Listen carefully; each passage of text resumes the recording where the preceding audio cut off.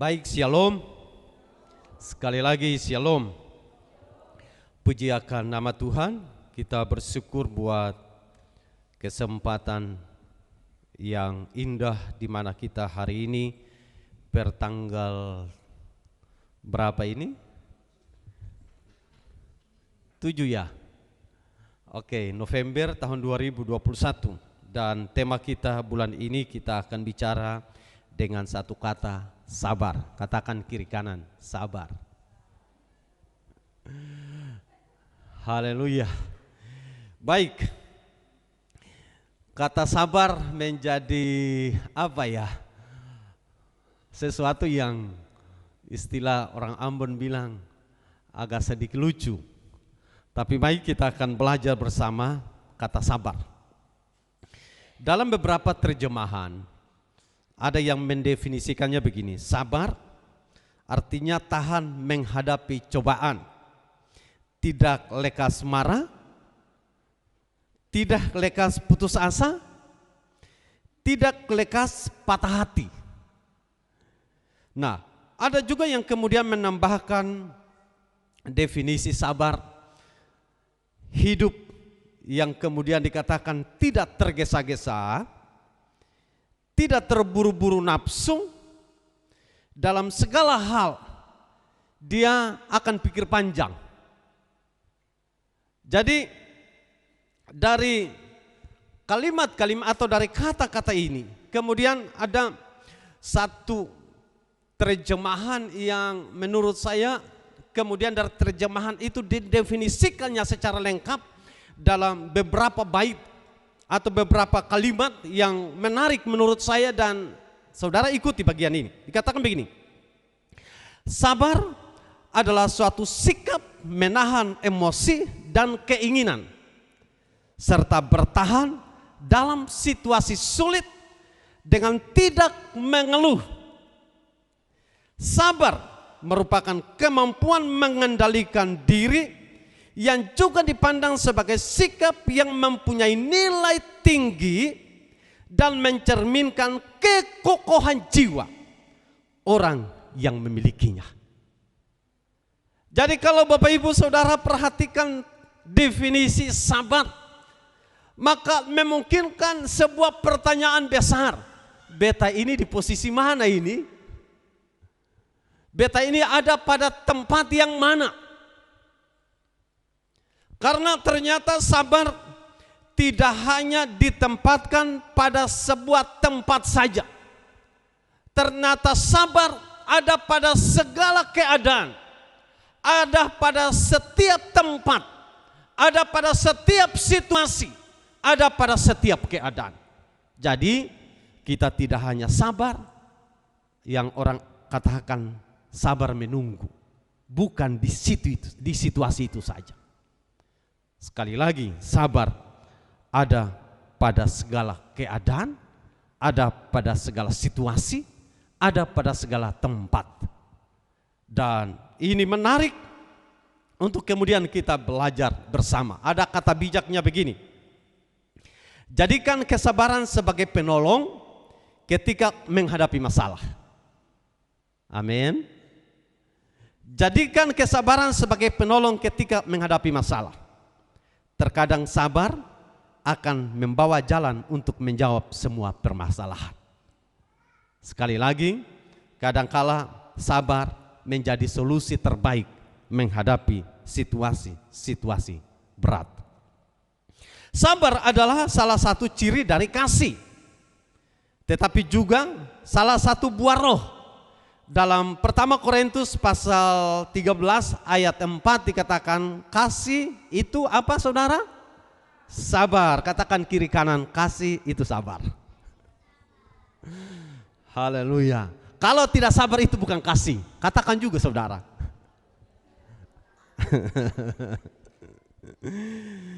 Dikatakan dalam Galatia pasal 5 ayat yang ke-22, salah satu buah roh kasih. Sekali lagi, salah satu buah roh kesabaran. Salah satu ciri kasih adalah sabar. Tapi salah satu buah roh adalah kesabaran. Nah, jadi salah satu ciri orang yang memiliki kasih adalah sabar. Jadi kalau suami suka marah-marah, istri tandanya suami mengasihi istri. Kalau istri suka marah-marah suami, berarti apa saudara? Saudara tinggal terjemahkan. Jadi bukti kita mengasihi sabar. Amin. Katakan amin dulu. Oke. Kalau saudara punya buah roh, maka apa yang kita kenal dengan orang itu memiliki kesabaran. Nah, buah roh dihasilkan dari pengenalan akan Tuhan. Kita tidak dapat dari pohon mangga. Kita tidak dapat dari tempat-tempat keramaian. Kita dapatkan ketika kita hidup dekat dengan Tuhan. Kita mengasihi Tuhan. Kita sungguh-sungguh dengan Tuhan. Menghasilkan apa yang namanya buah roh. Dan buah roh salah satunya adalah kesabaran. Nah, untuk melakukan, sekali lagi, untuk melakukan maunya Tuhan. Sekali lagi, untuk melakukan maunya Tuhan dan menyangkal diri ini. Menyangkal diri ini kita kenali dengan apa yang namanya sabar. Satu sisi kita mau melakukan kehendak Allah. Di sisi lain untuk melakukan kehendak Allah butuh penyangkalan diri. Sementara antara maunya Tuhan dan maunya kita berbeda. Kalau maunya Tuhan sama dengan maunya kita, bukan persoalan. Tapi ketika maunya Tuhan bertentangan dengan maunya kita, butuh penyangkalan diri. Dan di tengah penyangkalan diri, kita harus hadirkan yang namanya sabar. Bukankah kita ini manusia yang punya kecenderungan Tuhan itu tunduk dengan kita? Kecenderungan manusia adalah agar supaya Tuhan itu mau mengikuti kehendak kita. Tapi saya mau ingin mengatakan ada bagian tertentu dalam kehidupan di mana Tuhan mengikuti kehendak kita. Tapi jangan lupa, tidak semua hal Tuhan ikuti keinginan kita. Banyak hal yang justru kita harus tunduk dan mengikuti kehendak Tuhan. Dan di saat Tuhan menuntut kita mengikuti kehendaknya, sisi yang lain Tuhan mau atau kita mau Tuhan ikuti kehendak kita. Disinilah letak di mana kita harus hadirkan apa yang namanya penyangkalan diri. Dan setiap orang yang menyangkal diri butuh kesabaran. Contoh saja, istri maunya begini, suami maunya begitu.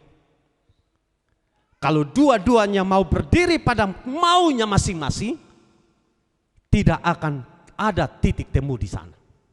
Tapi kalau kemudian istri maunya A, suaminya maunya B, tetapi karena suami mengikuti kehendak istri, maka suami mengikuti keinginan A dari istri, maka sekali lagi suami menghadirkan penyangkalan diri di sana. Ya sudahlah, beta maunya begini. Tapi demi beta pun sayang, beta lakukan saja. Amin. Tapi kalau kemudian istri katakan beta mau begini, suami katakan beta mau begitu, dua-duanya tidak ketemu, akhirnya yang satu jalan kiri, yang satu jalan kanan. Dan tidak akan ketemu sampai di ujung sana. Karenanya dari dua pribadi, harus satu pribadi melakukan penyangkalan diri. Dan setelah melakukan penyangkalan diri, dia harus jalaninya dengan sabar. Kalau tidak sabar, sekali lagi penyangkalan dirinya itu sifatnya semu. Penyangkalan dirinya itu sifatnya sementara, yang pada akhirnya akan berantakan di tengah jalan. Yakobus menguraikannya dengan sangat jelas. Kalau Bapak Ibu Saudara perhatikan dalam kitab Yakobus pasal 1, saya suka baca dalam terjemahan firman Allah yang hidup. karena ada kalimat-kalimat yang menurut saya cukup menarik. Kalau di dalam Alkitab saudara, dalam terjemahan lain boleh, dan kalau dalam Alkitab saudara, dalam HP saudara, saudara boleh buka dalam terjemahan firman Allah yang hidup. Saya akan baca dan saudara ikuti bagian-bagian ini. Dikatakan begini, ayat 1 sampai dengan ayat yang kedua. Dari Yakobus, hamba Allah dan Tuhan kita Yesus Kristus, kepada umat Kristen yang tersebar di mana-mana, salam sejahtera. Sekali lagi, dan Tuhan kita Yesus Kristus kepada umat Kristen Yahudi yang tersebar di mana-mana, salam sejahtera. Ayat 2, saudara sekalian yang saya kasihi, apakah kehidupan saudara sedang dilanda berbagai kesulitan dan cobaan-cobaan? Kalau demikian, bergembiralah. Ayat 3, karena jika jalan kehidupan itu sulit, kesabaran saudara memperoleh kesempatan untuk tumbuh. Ayat 4, sebab itu biarkanlah kesabaran saudara tumbuh, dan janganlah melarikan diri dari persoalan yang saudara hadapi. Karena apabila kesabaran saudara telah berkembang sepenuhnya, maka saudara akan sanggup menghadapi segala sesuatu. Saudara akan berwatak kuat tanpa celah atau kekurangan suatu apapun. Nah, saudara yang dikasihi oleh Tuhan kita Yesus Kristus, Yakobus coba memberikan sebuah pernyataan, dan pernyataan ini dialamatkan sebenarnya kepada orang-orang Kristen Yahudi yang tersebar. Dan Yakobus mengatakan begini, bahwa biarkanlah kesabaran saudara tumbuh. Nah, kalau dikatakan biarkanlah kesabaran saudara tumbuh, berarti kesabaran itu diibaratkan seperti tanaman. Tanaman itu kemudian ketika kita tanam, dia masih kecil. Tetapi tanaman itu akan menjadi besar dengan proses waktu. Nah, kalau kemudian oleh Yakobus katakan biarkanlah kesabaran saudara tumbuh, dan Yakobus mengatakan dan janganlah melarikan diri dari persoalan yang saudara hadapi, berarti kesabaran itu tumbuh dari persoalan. Kesabaran tidak bisa tumbuh kalau tidak ada persoalan. Jadi kalau saudara ingin menjadi orang yang sabar, berarti saudara harus punya persoalan. Amin. Kalau saudara tidak mau sabar, berarti tidak ada persoalan. Nah, karena dikatakan bahwa saudara akan berwatak kuat kalau saudara bisa melewati yang namanya persoalan, dan akhirnya saudara menjadi orang yang tangguh dalam watak saudara. Karena dikatakan begini, saudara akan berwatak kuat tanpa celah atau kekurangan suatu apapun. Ini hasil dari kesabaran. Nah, tentu ini tidak mudah, tentu ini tidak gampang, karena kesabaran adalah satu bagian dari sebuah kehidupan yang kita bisa katakan bahwa menjadi warna dalam perjalanan kehidupan kita, sehingga di tengah warna-warni kehidupan kadangkala kita tidak bisa hadir sebagai orang yang sabar. Kadangkala kita tidak bisa hadir sebagai orang yang mampu menahan emosi. Kadangkala kita tidak bisa sabar dengan menjalani sesuatu yang berat dalam kehidupan kita, sehingga ada istilah kadang kita bisa mengambil jalan pintas. Tapi saya mau beritahu bahwa saudara akan menjadi kuat, saudara akan menjadi tangguh ketika saudara bisa sabar hadapi semua keadaan. Dan Yakobus katakan jangan melarikan diri. Saya pernah berkhotbah dari tempat ini bahwa kita harus menjadi pejuang, jangan menjadi pecundang. Pecundang itu adalah orang yang melarikan diri dari fakta kehidupan. Pecundang itu ketika dia senang dia hadir, susah dia lari. Itu pecundang, saudara. Nah, melarikan diri oleh Yakobus katakan jangan, agar menjadi kuat, menjadi tangguh dalam mengiring Tuhan. Saudara harus bisa hadapi apapun itu persoalan. Karena Tuhan tidak janji saudara akan aman-aman dalam jalan hidup. Saudara, Tuhan tidak janji saudara akan berjalan mulus. Tuhan janji menyertai kita. Dan dalam mengiring Tuhan, sudah tentu tidak semudah membalik telapak tangan. Ada banyak harga yang harus dibayar di sana.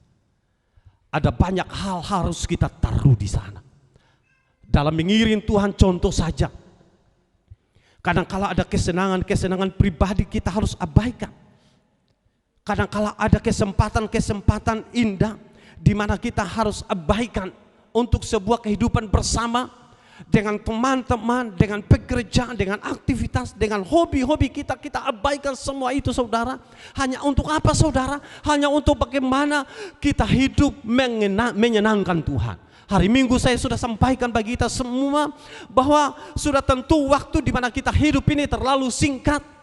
Kita punya peluang untuk hidup ini. Kadang-kala hari ini ada dan besok tidak tahu kita seperti apa. Dan contoh gambaran besar buat kita semua. Hari Minggu sebelumnya Bapak Danus masih ada dalam ruangan ibadah. Tetapi hari Seninnya kemudian Tuhan sudah panggil, artinya bahwa waktu di mana kita hidup di dunia ini ada sebuah waktu yang tidak bisa kita ukur dengan karena dia itu sehat, dengan karena dia itu masih kuat, dengan karena dia itu senyum-senyum, dengan karena dia itu marah-marah. Bukan di situ letaknya. Tergantung Tuhan mau panggil kita, dan itu suka-sukanya Tuhan. Kalau Tuhan panggil kita menurut suka-sukanya Tuhan, itu artinya bahwa kita ini harus siap sedia kapan saja. Dan justru kesiapan kita itu penting karena di sana harus kita hadirkan yang namanya penyangkalan diri, dan di sana juga kita hadirkan yang namanya sabar. Kadang mengiring Tuhan, ocehan-ocehan yang tidak penting, kritikan-kritikan yang tidak berharga, kadangkala gosip-gosip rendahan, kadangkala mengiring Tuhan ada istilah-istilah yang disampaikan buat kita semua, dan saya katakan itu sampah sebenarnya. Contoh saja, kalau kita yang tidak terlalu setia, tiba-tiba kita datang ke ibadah bawa Alkitab, orang katakan dia pun penampilan sama pendeta saja, bukan pendeta, pendeta saja. Saya ingin mengatakan itu hinaan-hinaan yang tidak berarti, hinaan-hinaan sampah sebenarnya. Dan kalau hinaan-hinaan sampah kita tidak sabar hadapi, nilai kita sampah juga, saudara. Amin. Nilai kita ini berharga, saudara. Nah, jadi kita harus bisa sabar hadapi semuanya. Mengiring Tuhan kadang harus ada sakit di sana. Dan kadang-kala sakit ini tidak ada orang yang suka dengan sakit. Atau ada di antara saudara yang mengatakan, puji Tuhan beta sakit hari ini. Seng ada itu. Semua orang ketika sakit dalam nama Yesus, usir segala sakit. Kadang-kala seng juga sembuh-sembuh. Tapi saya mau beritahu, di tengah keadaan itu, mari kita sabar. Dengan bertambahnya usia yang membuat kita semakin terbatas dalam aktivitas kita, kita sabar dengan itu. Amin. Karena apa? Karena Tuhan saja sabar. Kalau Tuhan saja sabar, lah bagaimana kita manusia tidak sabar? Mari kita belajar dari contoh Tuhan yang sabar. Kalau Tuhan saja sabar, apakah kemudian saudara mengatakan, ya karena memang Tuhan. Tapi saya mau katakan bahwa Tuhan memberikan contoh, saudara. Nah, dalam Mazmur 103 ayat yang ke-8 dikatakan begini. Tuhan adalah penyayang dan pengasih, panjang sabar dan berlimpah kasih setia. Saudara, Tuhan itu sabar, dikatakan panjang sabar dan berlimpah kasih setia. Dalam ayat yang lain, Tuhan itu sabar, tapi dia tidak sekali-sekali membebaskan orang dari hukuman atas kesalahannya. Tapi saya mau mengatakan begini, harga diri kita tidak akan menjadi kaleng-kaleng. Istilah kaleng-kaleng kan ini tren, saudara. Harga diri kita tidak menjadi kaleng-kaleng hanya karena saudara sabar. Justru sebaliknya, nilai hidup saudara akan menjadi lebih berkualitas ketika Anda sabar. Amin. Ketika Anda sabar, ketika saudara sabar, nilai saudara tidak menjadi rendah. Tetapi sebaliknya, ketika Anda menjadi lebih sabar, maka kualitas hidupmu akan menjadi lebih tinggi. Nah, keselamatan saudara dan saya karena kesabaran Allah. Sekali lagi, keselamatan saya, keselamatan saudara itu adalah hasil kesabaran Allah. Kita baca dalam 2 Timotius ayat 4. Maafkan, 2 Timotius pasal 4 ayat 5 dikatakan begini. Tetapi kuasailah dirimu dalam segala hal. Sabarlah menderita, lakukanlah pekerjaan pemberitaan Injil, dan tunaikanlah tugas pelayananmu. Saya baca dalam 2 Timotius pasal 1 ayat 16 dikatakan begini. Tetapi justru karena itu aku dikasihani, agar dalam diriku ini sebagai orang yang paling berdosa, Yesus Kristus menunjukkan seluruh kesabarannya. Dengan demikian, aku menjadi contoh bagi mereka yang kemudian percaya kepadanya dan mendapat hidup yang kekal. Saudara perhatikan, Paulus mengakui dia diselamatkan karena panjang sabar Allah. Bayangkan, Paulus dia kejar orang yang mengikut Kristus, dia ingin bunuh, dia ingin hancurkan. Tapi Tuhan sabar dengan Paulus. Sekarang dalam pertama Timotius, Paulus akui begini, dengan adanya kesabaran Allah, Paulus menjadi contoh bagi orang-orang yang kemudian percaya. Paulus ambil dirinya sebagai contoh bahwa saya ini ada karena kesabaran Allah. Saya diselamatkan karena kesabaran Allah. Saya ada karena kesempatan yang Tuhan beri buat saya. Dan dengan kesabaran yang Tuhan berikan buat saya, atau kesempatan yang Tuhan beri buat saya diselamatkan. Dan generasi selanjutnya belajar dari saya. Saya yang jahat, saya yang berdosa, Tuhan ampuni. Dan akhirnya saya diselamatkan. Nah, Bapak Ibu Saudaraku yang dikasihi Tuhan, ini menarik. Kalau Bapak Ibu Saudara perhatikan di dalam terjemahan yang lain dikatakan begini. Dalam firman Allah yang hidup dikatakan begini. Tetapi Allah telah mengasihani aku sehingga Kristus Yesus yang memakai aku sebagai contoh. Perhatikan, Paulus katakan bahwa Tuhan memakai Paulus sebagai contoh untuk memperlihatkan kepada setiap orang betapa sabarnya ia terhadap orang yang paling berdosa. Jadi Paulus menjadi contoh betapa sabarnya Tuhan bagi Paulus, sehingga Paulus bisa diberikan ruang untuk mengenal Tuhan.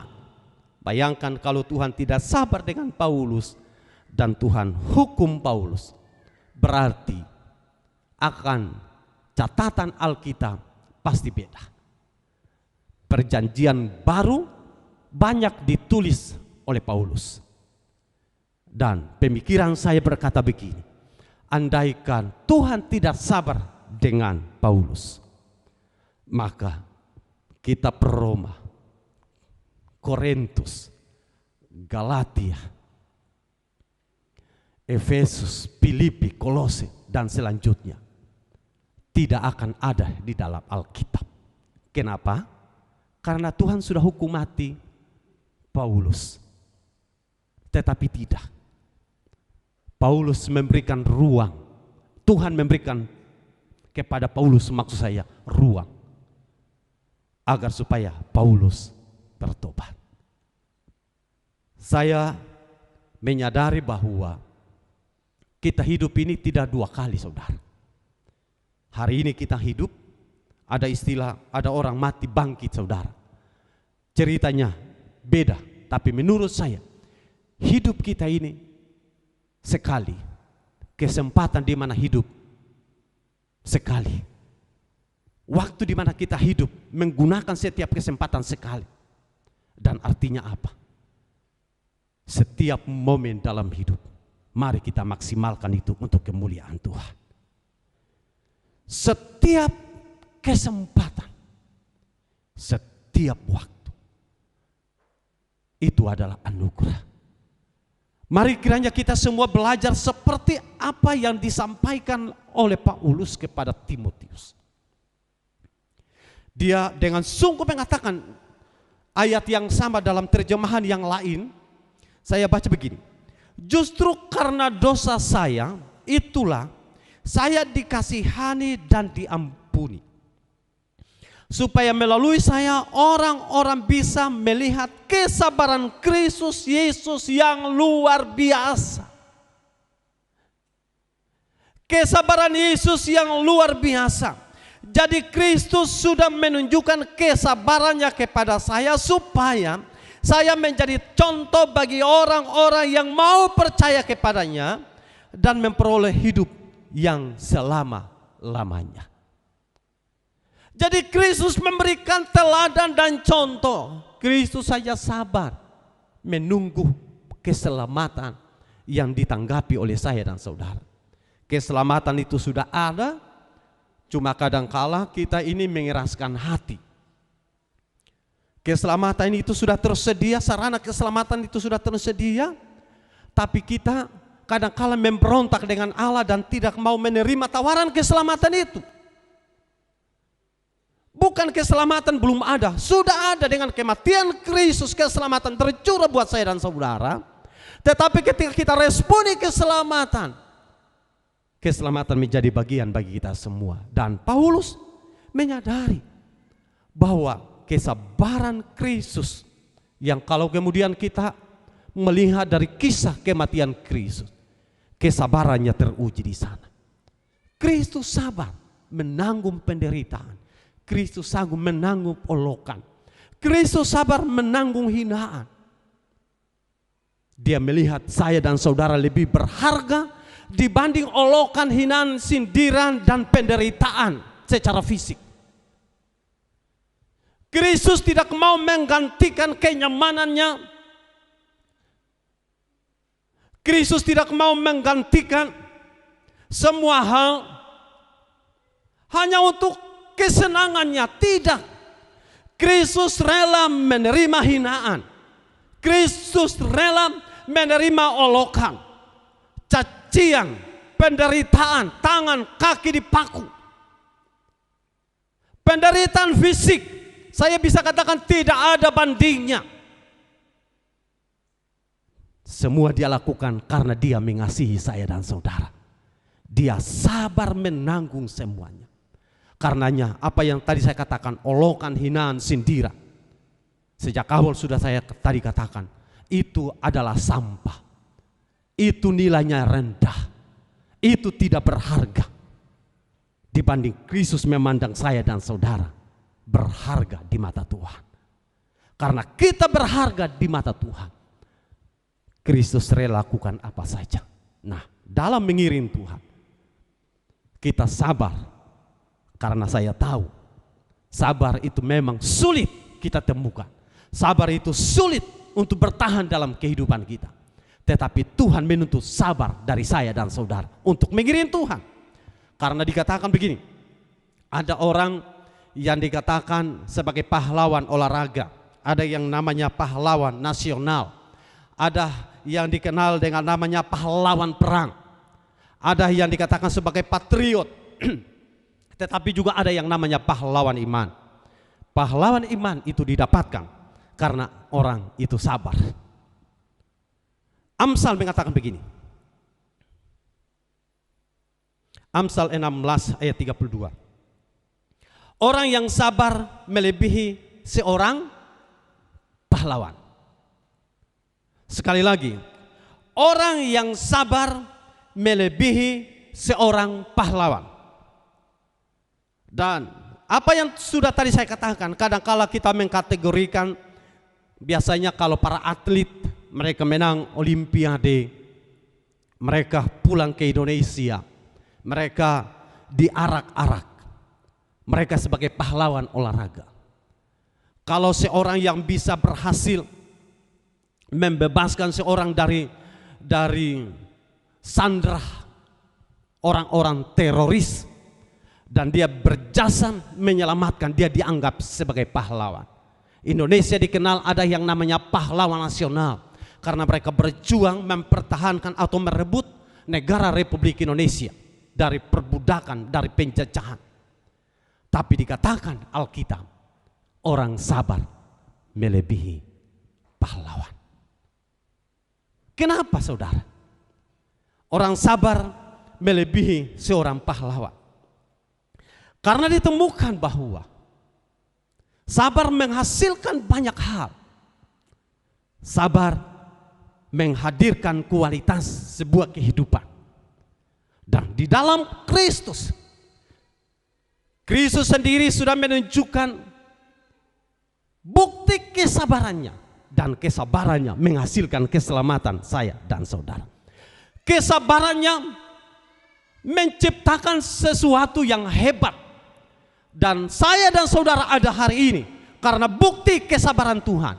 Karena itu saudaraku yang dikasihi Tuhan, menjalani hari-hari kehidupan kita, mari saya dan saudara tetap sabar. Ada istilah mengatakan sabar itu subur. Amin. Sabar itu subur.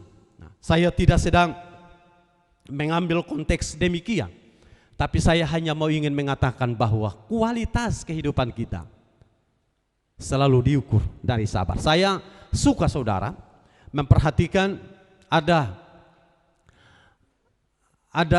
sikap yang berbeda. Saya dulu waktu ketika dengan Bapak Ongen Latuhamalo masih hidup dan selalu jalan, dan biasanya kalau jalan di Jakarta, lalu dia mengamati. Jadi ketika ada yang di pinggir jalan suka ribut-ribut, dia mengatakan begini, ini biasanya kalau preman kampungan itu akan model begini, suka beribut-beribut di jalan.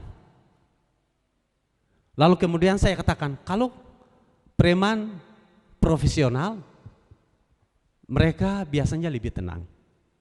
Kalau ada musuh yang datang, kalau ada yang datang menyerang, mereka lebih sabar.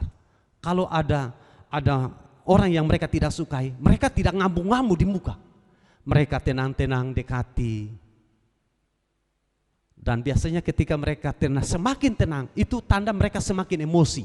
Tapi mereka tenang. Dan ketika mereka dekat dengan orang dimaksud, mereka bisa bunuh dengan cepat. Nah, semakin kita berkualitas dalam Tuhan, sebenarnya kita akan lebih menguasai diri kita. Dan semakin kita menguasai diri kita, sebenarnya kita menjadi orang yang berwatak kuat. Apa yang sudah tadi saya katakan, bahwa sabar tidak berarti kita menjadi orang-orang yang kacang-kacangan. Harga diri kita menjadi turun. Tidak saudara. Semakin engkau sabar, engkau semakin orang yang bernilai. Nah, kenapa penting tentang kesabaran? Kenapa sabar menjadi hal yang kelihatannya dihadirkan di dalam bulan ini untuk kita belajar bersama? Karena sekali lagi, kalau kita tidak belajar dengan kata sabar, maka ada banyak hal yang sepele. memungkinkan itu menjadi titik awal kehancuran hidup kita. Akan ada banyak hal yang sebenarnya tidak penting, justru akan menghancurkan pengiringan kita akan Tuhan yang sudah kita upayakan bertahun-tahun. Akhirnya apa yang sudah kita kerjakan sekian lama, dikatakan panas setahun dihapuskan dengan hujan sehari. Mengiring Tuhan sekian tahun, dan itu terhapus hanya karena sesuatu yang sepele. Saya mau mendorong kita semua untuk terus belajar, untuk kita terus berusaha, untuk kita berupaya belajar dari contoh Kristus. Kita semua belajar dari contoh Kristus, di mana Dia rela melakukan apa saja dengan menghadirkan kesabaran. Paulus mengambil bagian dari contoh dirinya, bahwa dengan panjang sabarnya Kristus, dikatakan dengan sabarnya Kristus Yesus dengan luar biasa, Dia bisa menjadi contoh bagi orang-orang yang percaya, termasuk kepada saya dan saudara belajar. Kalau kita tidak sabar, akan banyak hal menjadi hancur dalam hidup ini. Kalau kita tidak sabar, banyak hal akan terbengkalai. Kalau kita tidak sabar, semua akan menjadi mentah. Contoh saja, kalau saudara mau mau goreng sesuatu, karena saudara mau cepat masak, saudara nyalakan kompor itu dengan sebanyak atau setinggi mungkin nyalanya. Mungkin kelihatan di luar hangus, dalam mentah saudara. Kalau saudara bakar jagung contoh saja, saudara mau ingin cepat makan, saudara nyalakan api yang besar, kelihatan di luar hangus, di dalamnya mentah. Artinya apa? Sesuatu yang matang butuh kesabaran. Amin. Kalau saudara semakin matang dalam mengiring Tuhan, butuh sabar. Kadangkala untuk menjadi matang dalam hidup ini, kita tidak sabar saudara. Kita tidak sabar saudara. Dan untuk menjadi matang butuh sabar. Nah, kenapa harus sabar? Karena prosesnya panjang. Agar supaya anak-anak, agar supaya istri, agar suami, agar keluarga kita datang ke hadapan Tuhan, sungguh-sungguh dengan Tuhan, butuh yang namanya proses. Supaya mau menjadi matang, kita harus sabar saudara. Kalau tidak sabar, bukankah kita rindu agar supaya hidup saya dan saudara, seperti ada satu lagu yang mengatakan begini, ku ingin hidup menyenangkan Tuhan. Dapatkah kita semua belajar untuk menyenangkan Tuhan? Dapatkah kita belajar dari kesabaran itu membuat kita menjadi orang-orang yang benar-benar tidak susah untuk menyenangkan Tuhan? Karena kita tidak sabar, sehingga untuk menyenangkan Tuhan betapa susahnya kita. Meninggalkan segala kelemahan kita, betapa susahnya. Karena kita sulit untuk sabar hadapi semuanya. Karenanya agar supaya kita mau menjadi matang dalam mengiring Tuhan, saya mau katakan, mari kita sabar. Dan Tuhan pasti akan tolong kita semua. Kalau engkau mau sabar, saya percaya Tuhan menghargai kesabaran. Tapi ketika kita tidak sabar, akan ada banyak hal yang akan menjadi sulit. Belajarlah dari pengalaman hidupmu masing-masing. Engkau ada sampai hari ini karena salah satu poin yang membuat engkau ada, karena engkau sabar. Coba lihat di peristiwa-peristiwa belakangan, di peristiwa hari-hari sebelumnya. Dan andaikan saudara membuat kesimpulan, kalau waktu itu beta yang sabar, mungkin ceritanya beda, mungkin ceritanya lain. Untung, kadang-kala kita mengatakan untung beta sabar. Dan pasti saudara punya cerita tentang itu. Saya mau ingin mengatakan, ayo kembangkan itu dalam mengiring Tuhan. Kembangkan itu. Kadang-kala kita ada dalam gereja, jujur kadang-kala kita tidak sabar, kita mau cepat selesai ibadah ini. Apalagi kalau pendeta khotbah lama, beta so ada janjian dengan teman, pendeta khotbah lama lagi, puji-pujian lama lagi, komentarnya banyak lagi, kadang-kala saudara. Tapi kalau kita duduk di depan sinetron, mau reklame panjang bagaimana sekalipun, mata kita ke televisi terus begini. Sampai orang panggil di pinggir kiri kanan, katong seng beralih, hanya mau lihat saja. Tapi saat kadang kita dalam gereja kita tidak sabar, saudara. Mari kita sabar, saudara. Amin. Kadang-kala 1 minggu 1 kali, 1 minggu 2 kali kita beribadah, 1 minggu 3 kali kita beribadah. Kadang-kala kita sendiri tidak sabar juga, saudara. Kita mau 1 tahun 1 kali saja. Saya mau beritahu saudara, kalau Tuhan tarik napas 1 tahun 1 kali baru kasih, oh dia punya komitmen 1 minggu 1 kali. Oke, 1 minggu saya tarik napas dulu. Atau 1 bulan 1 kali. 1 bulan 1 kali Tuhan tarik napas. Ya, seng lama, cukup 15 detik saja. Saudara taria-ria di situ. Tapi Tuhan tidak lakukan itu. Tuhan kasih engkau bernapas baik. Tuhan kasih engkau kekuatan baik. Tuhan kasih teman-teman yang baik yang mengingatkan saudara. Kadang kala saudara marah ketika orang ingatkan, ayo datang beribadah, ayo datang setia beribadah. Kadang kala kita tidak sabar, kita terpancing, kita kadang kala menjadi marah, tetapi kemudian Tuhan kasih engkau kesabaran. Tuhan masih beri engkau kesempatan. Kadang kala dalam kekurangan Tuhan sediakan, diibaratkan engkau tidak punya makanan, Tuhan taruh makan di engkau mulut. Tuhan kasih kesabaran. Tapi kadang kita mengatakan, beta seng mau. Tuhan kasih panjang umurmu.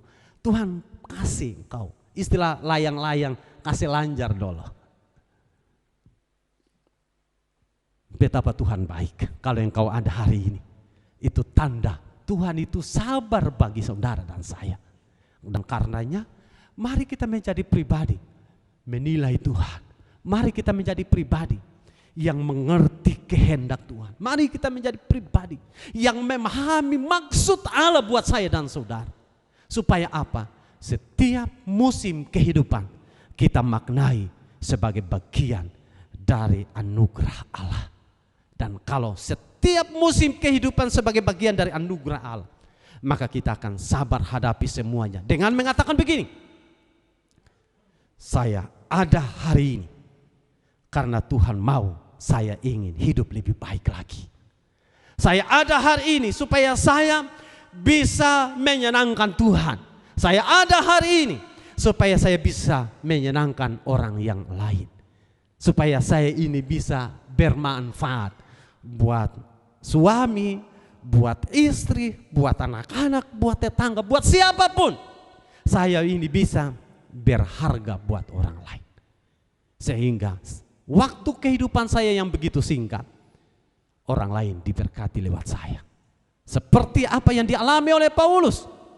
Dia ingin memperkenalkan kepada banyak orang bahwa saya ini telah belajar, dan oleh saya biar orang lain belajar bagaimana Tuhan sabar.